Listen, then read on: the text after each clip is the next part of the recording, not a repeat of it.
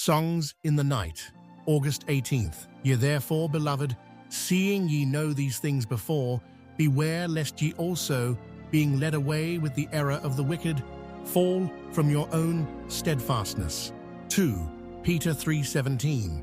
All who seek to teach the divine plan to others are exposed to peculiar temptations, so that the honor of serving the Lord and his people demands a correspondingly larger measure of the graces of the Holy Spirit, as well as of knowledge. The tendency of knowledge, the apostle points out, is merely to puff up, make vain and conceited, and to become a temptation of the adversary, to draw away followers after them. Acts 20:30. Whoever therefore would be an instructor of others, a mouthpiece of the Lord, should cultivate all the various graces of the Holy Spirit, including meekness, that these combined, love with knowledge, may build up himself as well as build up those to whom he ministers.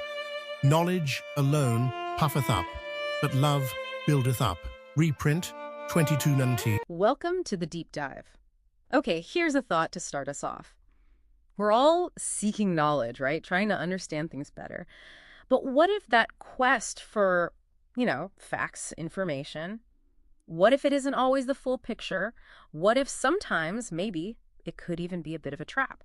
Today, we're doing a deep dive based on just one page, believe it or not. It's from Songs in the Night, the entry for August 18th. And it really unpacks a surprising idea about the perils, maybe, and the real purpose of knowledge.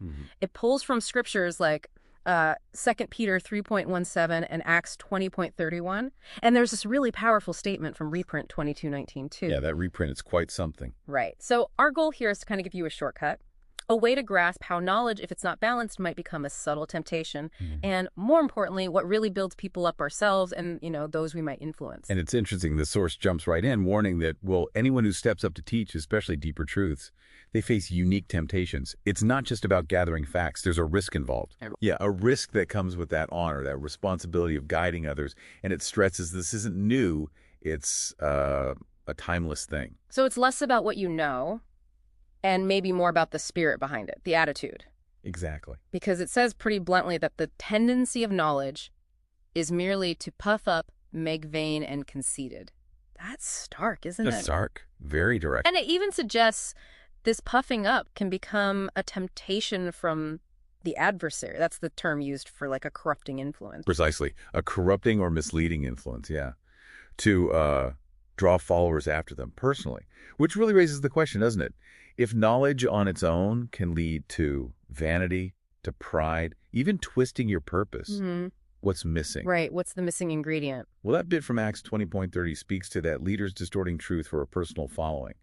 So connecting the dots, the source is saying knowledge without other vital elements, it just becomes self-serving. Inflates the ego. Exactly. Fosters conceit. Doesn't really enrich the soul or build others up. Knowledge becomes a barrier then, not a bridge. Okay, so if knowledge alone tends to puff up, what's the antidote, does it say? It does. It offers a pretty clear prescription, actually. Yeah. It says, anyone wanting to instruct, to be a genuine mouthpiece of the Lord, or really just a positive influence, needs to actively cultivate all the various graces of the Holy Spirit. Yeah. And it specifically mentions meekness. Meekness. That feels like a really important counterpoint to that puffing up idea. It absolutely is. Crucial. It's not saying ditch the knowledge. Not at all. It's about tempering it, integrating it with something deeper.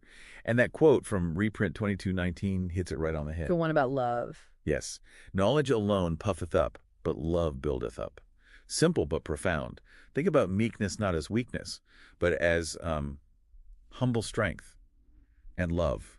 Well, love here means empathy, patience, really wanting the best for others. Ah, okay. So it's knowledge plus these graces, especially love, that actually fosters growth, real steadfastness. In yourself and others. Exactly, both. And make sure the insight you share isn't just, an intellectual flex, but something that genuinely adds lasting value.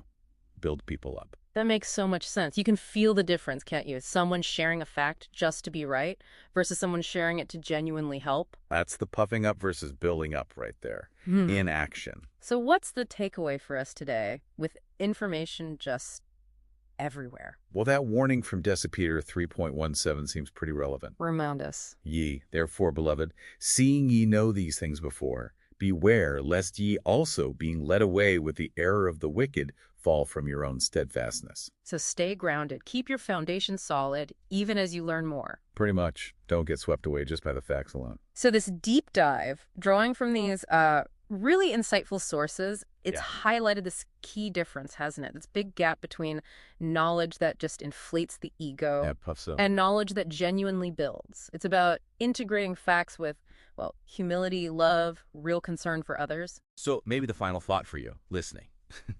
In this age of just endless information, right? Facts everywhere. What's that extra ingredient you might need?